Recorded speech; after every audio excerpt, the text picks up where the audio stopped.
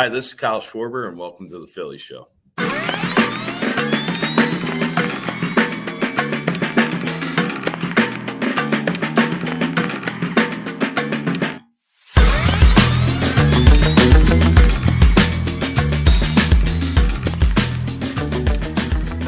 Hello, everybody. Welcome to the Philly Show with Ruben Amaro Jr., Jim Salisbury. I am Todd Zolecki.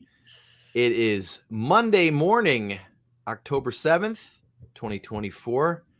I've had a couple cups of coffee. We love ball. We love it's ball. It's still dark out. It's still dark outside, but we love ball, so we are up.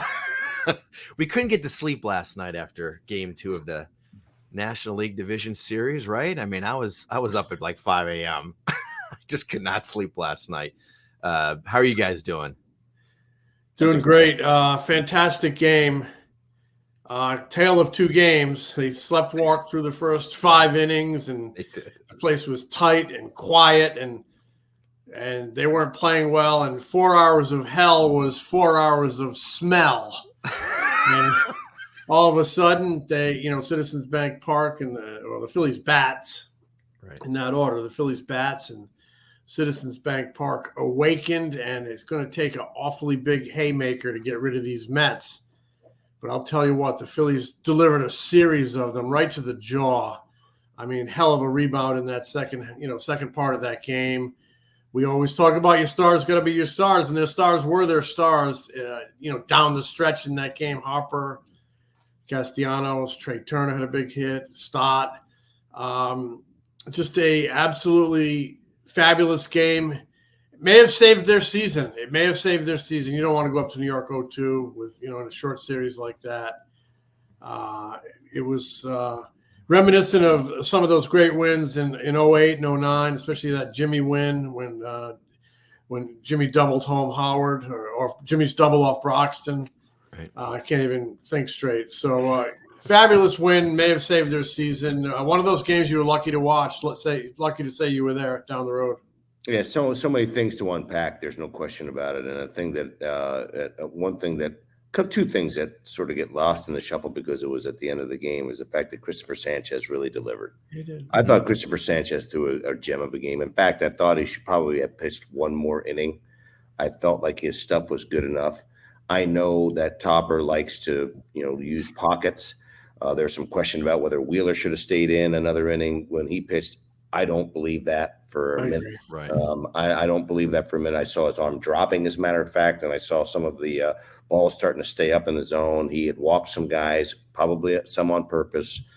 But in the case of Cristopher Sánchez, for him to go 5 innings and to walk, one guy and punch out 5 or whatever he did. Now he gave, Vientos has been on fire. He's been in fuego. He left a pitch out over the plate for him, and the guy smoked one to right. Listen, the kid pitched his ass off, I think, and I think he deserves a lot of credit and really sort of justified the move that Topper made to have him pitch game 2. And the other piece was that Bryson Stott finally came through. I mean, Bryson Stott's been struggling. He has not been swinging the bat all that well. They did him a favor and threw a little backdoor slider. It stayed on plane. He's been really struggling with the high fastball, hasn't been able to get on top of it, and he's been missing it, mishitting it. And they just sort of did him a favor and flipped a little slider in there for him. And, and he left it out over the plate against, one of the better closers in the game when he's on. And I got to give a lot of credit to that kid, man, because it has not been a smooth sail for him, and it has not been the type of season that he probably would have wanted going into another arbitration type season. And then how about, of course, Nick Castellanos? Did so much in that game. Just I wrote about this a little bit last night. So much of that game just reminded me of his season, like a terrible start, and he gets booed, and then he gets the Bronx cheers when he lays off. I think it was an 0-2 pitch in the dirt. And he shakes his head. He might have muttered something to himself. I don't know. He said, "These effing people." That's what he said. I don't know. He didn't really want to get into it last night. You could tell. You can tell it very much bothered him to be booed. And then, but then he he comes back in such a huge way. He follows up Harper's home run with the game-tying homer in the 6th. He gets a single in the 8th, scores the go-ahead run, and then, of course, he hits the walk-off. And Nick Castellanos, 5 walk-off hits this season. Amazing. His first postseason walk-off hit. And I wrote this. It's like his 5 walk-off hits are tied for the 3rd most in a single season in baseball since 1974. So, I mean, this guy has been really, really clutch.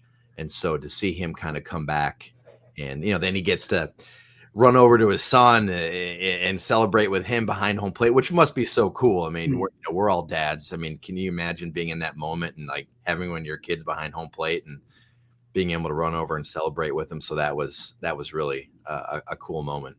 That was a great moment. I just love when you see the other side of players. You see the human side of him, and there's no more human side than giving your little boy a hug and celebrating, and a lot of love there, and it's great to see. But I think you make great point, analogy, kind of comparing it to his season, up and down, struggle early, finish strong. And he did not want to talk about the 4th inning when he was booed for chasing a couple pitches and then mocked for laying off an obvious ball in the dirt. He did mutter something. But he did not want to talk about it after the game. But very succinctly, he did talk about it. He kind of under his breath said, "It locked me in." Mm-hmm. Remember that, Todd? We were there. He said, "It locked me in." Yes. And indeed it did. Now, maybe Harper's home run locked him in, because I think that locked everybody in. And it had it wasn't the same stakes, but it had a bedlam to the bank feel, a little bit of bedlam to the bank feel in it. So that wakes up the place. And then, after he got booed, after Castellanos gets booed in the 4th, home run, game-tying home run, big single to help set up the triple by Stott, walk-off, game winner, the next 3 at-bats. So I believe it locked him in. And what a next 3 at-bats he had. I mean, he got 2 spinners, two sliders that just hung there, that they kind of hang middle, and he is lethal on that mistake. He sniffs out that mistake as good as I've ever seen, and he bat heads it, and that's what he did. And there's no question about it. And he has the mentality. You made a great point about his mentality. He's one of those guys that he said, "Oh, really? You guys think that I suck? It's good. And I'm going to show you exactly who I am." And he has the perfect mentality to play here in Philadelphia, because he can handle all that BS. He can handle all that stuff. It doesn't, it affects him like sort of in a positive way. I don't think he liked it. That said, there's no question in my mind. I mean, he's sort of a deep thinker. He didn't feel appreciated at that time, but then he made them appreciate him by doing what he did. And I'm really glad for the guy. I know he's a different kind of a cat, a deep thinker. He's got a different sort of mentality. His interviews are interesting. But the thing that I love about the guy is that he cares a lot. He wants to win. He busts his butt. I mean, he busts his ass. There's nobody in the team, when they talk about hardworking, there's nobody who works harder than he does. He comes out early every day to work on his outfield play to make himself better, which he did. He comes out early all the time to work on his hitting as a plan all the time. And he played 162 games, guys. 162 games. Nobody does this in this game anymore. Nobody does it in the game anymore. And so I love a lot of things about the guy, and he certainly deserves a lot of credit for that. He had the quintessential Philadelphia sports day, at least from the player-fan relationship. They boo him. They're on his ass. They mock him. And then they cheer him like a conquering hero by the end of the day. He ran the whole gamut. Okay, so don't forget that he made another one of those classic sliding catches out in the outfield again. Well, yeah. I mean, he's done that every single postseason. It seems like every single postseason series, he makes some kind of sliding catch that he comes in and makes. And again, it's a testament to the work that he puts in the outfield. So, Jim, you had a quote from JT Realmuto in your story at allphly.com today about how I think it was the Harper home run, right, in the 6th inning from JT Realmuto. He said basically that allowed us to breathe and relax a little bit because the at bats weren't very good. So through those, we've talked a lot about Chase and the first 5 innings, they swung at almost 1 out of every other pitch out of the strike zone. Those first 5 innings was like 48.6% chase rate. And that's not too good. That's a high number, Ruben. The regular season number is 30.3%, which is still super, super high. But after they had talked about it and literally addressed it with themselves. Yeah, so they did. And it was funny. So before the game, we were talking to Rob Thomson, and I asked him, I said, do you think the chase stuff is in their heads? Because we've asked you 1 billion times since the last NLCS about it. Chase rate, chase rate. The players have been asked 1 billion times about it. And I thought Rob Thomson gave an interesting answer. He said, I hope it's in their heads because they need to make the adjustment. So in other words, so I thought that was an interesting answer rather than, no, I don't think it's in their heads. I don't think they're overthinking it. But do you think that let them breathe, Jim? I mean, JT Realmuto sure thought so. Harper's home run. No question. In that quote, I think he also said, because there were 2 outs there, right? Yeah. He goes, right after Trey got on base, you knew Harper was going to do something big. These are the moments he lives for. And he was right. I mean, he killed that ball, 436 feet or something, way up the batter's eye. And all of a sudden, I think the bench could say, okay, we're the Phillies again, because we talked about it in the podcast yesterday, how they had 1 million things weighing on their mind from, the offensive struggle and the chase, but also the expectations. And they have this great start, and this team is, it's World Series or bust for this team. And this was the moment they've been waiting for, October. I just think it was all kind of weighing down for them. And in Harper's home run, and this is what great players do. I mean, they elevate their team. Harper's home run was this cleansing breath that the entire bench, entire dugout, entire lineup benefited from, because the at-bats got way better after that. Way better after that. They started laying off some junk. They started recognizing mistakes. They made, Castellanos, he made the Mets pay for mistakes. Stott makes the Mets pay for a mistake. That's what you do. And that's how you eliminate, maybe I'm getting ahead of myself, that's how you beat a hot team.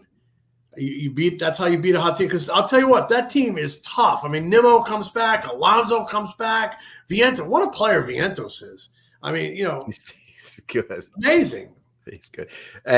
We will be right back. I love a great deal, but I'm not going to run sprints in the outfield just to save a few bucks. It has to be easy. No hoops, no BS.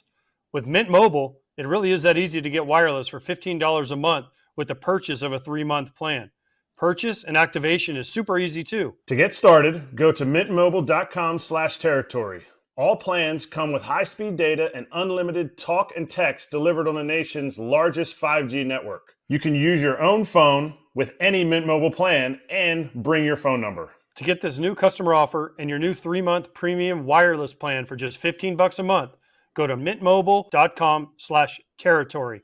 That's mintmobile.com/territory. Cut your wireless bill to $15 a month at mintmobile.com/territory. $45 upfront payment required, equivalent to $15 a month. New customers on their first 3-month plan only. Speed slower above 40 gigabytes on unlimited plan. Additional taxes, fees, and restrictions apply. See Mint Mobile for details.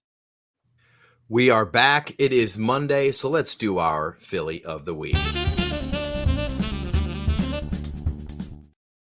Philly of the Week is presented by Shibe Vintage Sports. Get your unique throwback Phillies tees, hats, and sweatshirts from local artists at their shops in Center City, Wayne, and Westchester, and at shibesports.com. We love their gear at shibesports.com. Guys, Philly of the Week. The pool of games to pick from is small. You got 2 games, unless you guys were in the stands watching the Inner Spot game on Wednesday. There's only 2 guys. Only 2 guys. All right, Ruben, who you got? I gotta go Nicky C. Yeah. I mean, I gotta go Nicky C. I typically would go pitching, but I gotta go Nicky C. Coming through in a huge moment for the fans, against the fans, for the fans, all the above. For him to come through in the way that he did yesterday, the 3 big knocks. Nicky C's my man. Yeah, I'm gonna.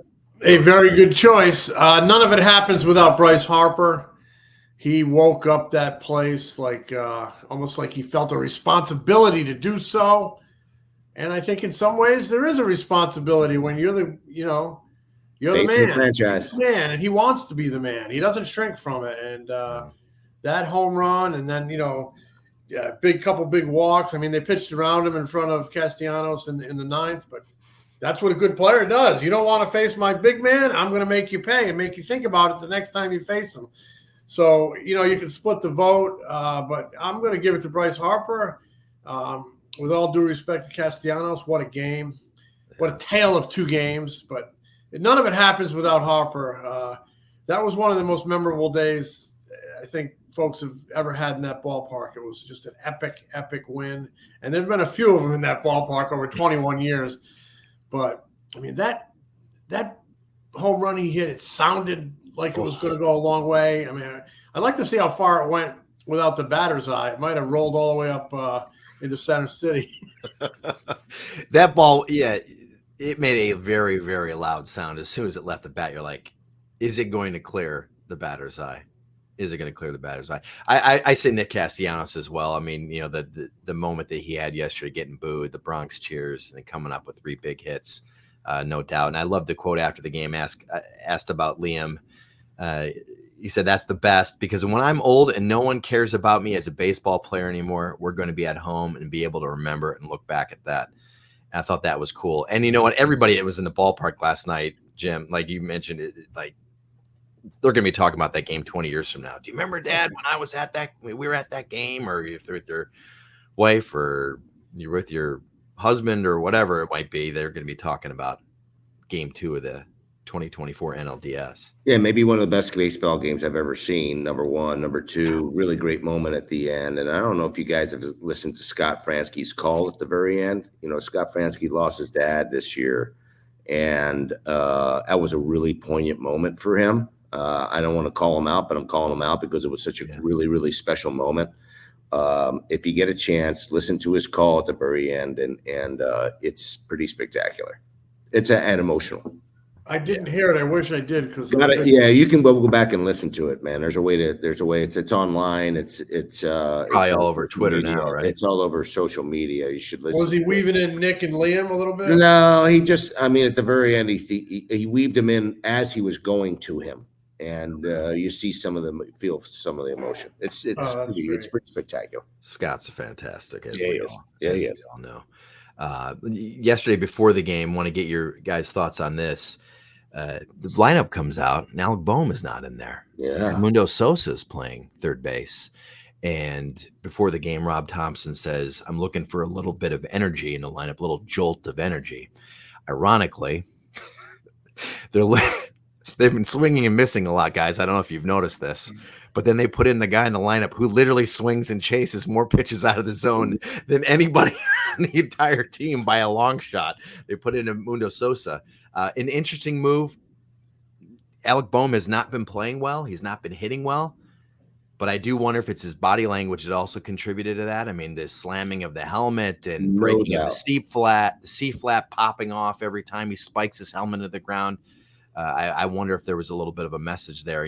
Rob did not say that, but I did ask Rob at one point, do you think, I mentioned the batting helmets getting spiked. And he said, he is frustrated, but you have to keep playing.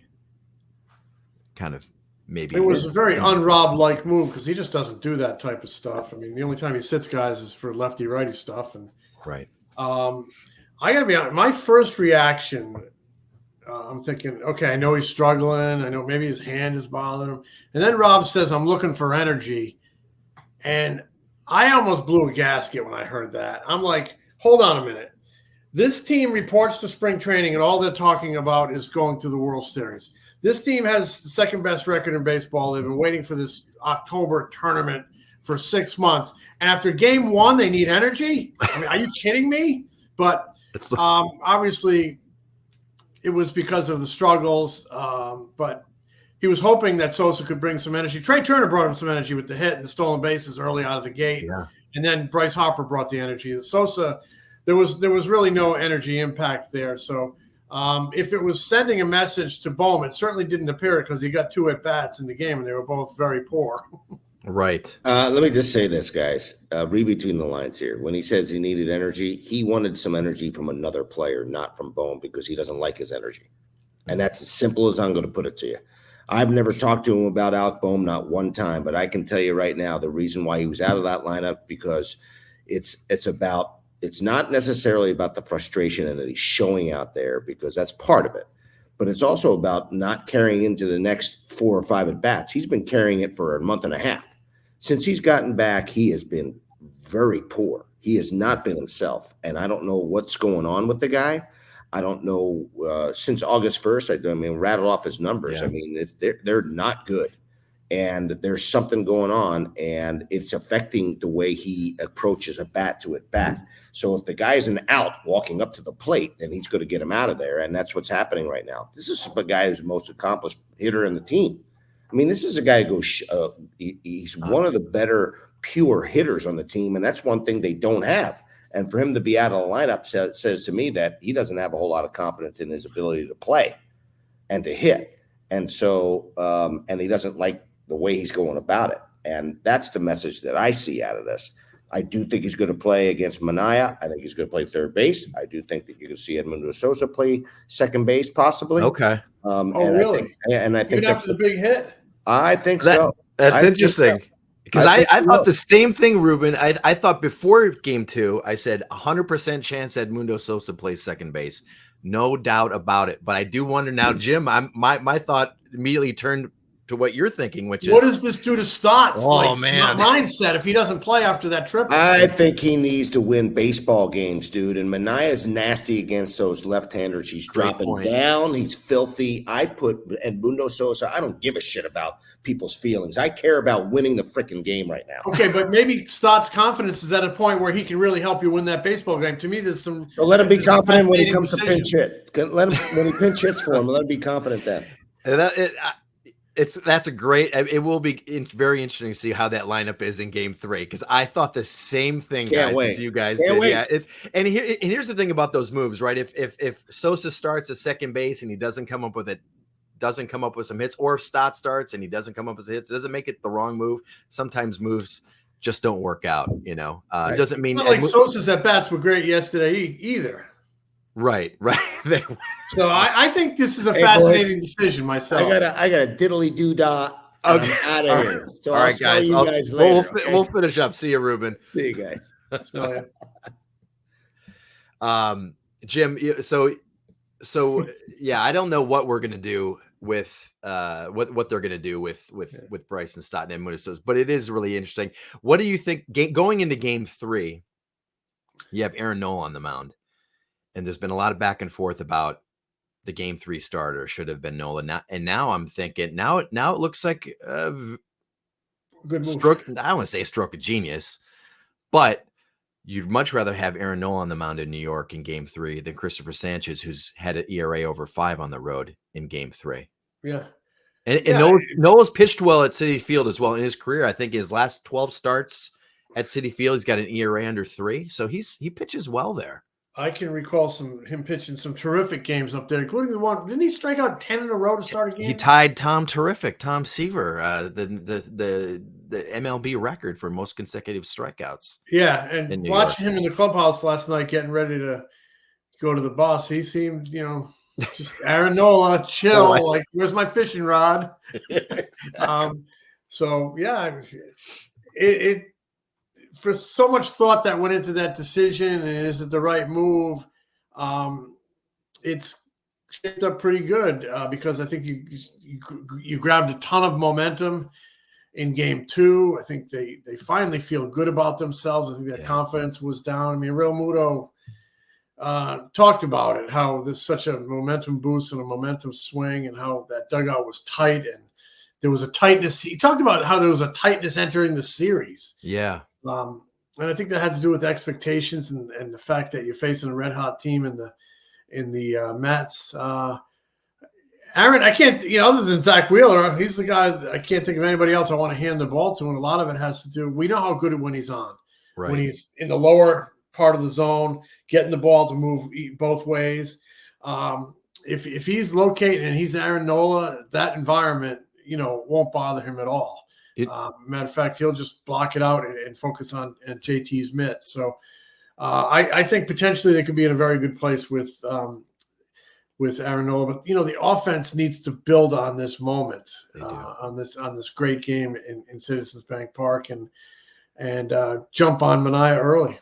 You could tell last night, of course, if they were down 0-2, it would have been Morgan there, but you could tell that there was a rejuvenation of spirits in that clubhouse last night. And I'm probably reading too much into this, but I did think it was interesting. Bryce Harper was talking about going to New York, and he kind of smirked a little bit, like it's going to be fun up there. Like he knows he's going to get the crap booed out of him, but I think he's also looking forward to getting booed and hated on, and the team getting just, bleeped to death. Oh yeah, he used the word hostile. He said, "Oh, that's gonna be hostile," but then he would crack a smile and said, "I love it. I can't wait." Yeah. Okay. So I didn't know if you were there when he. Oh said yeah, that. and it jumped out at me. Because it's gonna be hostile. It's gonna be great, but he's heard it since he's been 16. He's got travel ball tournaments, and he had this reputation. He was the best player, and moms and dads would hate on him. So yeah, when he finds fuel in it. He does. Yeah, when you're 12 years old and somebody's dad's yelling at you. Yeah. What's a Met fan in I'm down the first baseline going to do? Not much. Do you have any thoughts on concerns about the bullpen, the way that they've pitched? Matt Strom's given up a couple big runs, and Hoffman and Orion Kirkring, and I agree with Ruben. I would have Jose Ruiz pitching the 6th inning there. That was a head scratcher. That was a head scratcher, big time. If you're going to go to your bull, because was Kirkring up that previous inning? I don't know. Was, if you're going to go to somebody, you go 5 deep with guys you trust. Maybe if you're going to go something over there, you go Kirkring to try to keep it. You're down 2-0 there. Try to keep it 2-0, but they don't seem to want to use their top 5 guys in those negative situations if they can avoid it. I mean, as that game was bobbing back and forth last night, I think they had to do it. But you could have stuck with Sanchez or maybe gone somebody different. And I also wondered why he didn't stick with Estevez for the 9th after just 8 pitches. I mean, and then we talked to Strom after the game, and maybe the layoff has hurt the bullpen a little bit. Maybe their sharpness, and maybe these 2 games actually help them. Maybe knock some rust off. But Strom's a concern. Mistakes over the plate, but as he said afterward, winning fixes everything. So he had a smile on his face. He did have a smile on his face last night. He was very thrilled that Nick came through and bailed him out. Not really, the entire offense came through and bailed him out. So it's going to be fun. Game 3. If they were teams that are down 0-2 in a best of 5 series, or teams that are up 2-0 in a best of 5 series, I should say, have won 89% of the time. Teams that go home with a split 1-1, that would be the Mets. They have won 66% of the time. So the Phillies did improve their odds. Their odds are not great, but I don't know how many of those teams have Aaron Nola on the mound in Game 3. I don't know how many of those teams have Bryce Harper in the lineup. So I think the Phillies like their chances a little bit more than that, 66%. Yeah, the guy who kind of the unflappable right-hander who shuns the spotlight against, and paired with the unflappable slugger who loves the spotlight. It's going to be awesome. It is going to be fun. Well, we'll be back after Game 3, and we'll see where we are. Ruben had to bounce, so I guess I have to drop the smell you later. Okay. Well, I will smell you later. See ya.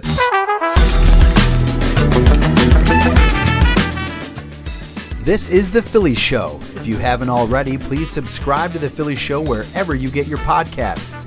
You can also watch us on our YouTube channel. If you like what we do, give us a review. Tell a friend. Catch Ruben, Jim, and me on Phillies Nation TV, presented by Valley Forge Tourism. New episodes air an hour before every Saturday Phillies game on NBC Sports Philadelphia. Replays air throughout the week and on PhilliesNation.com.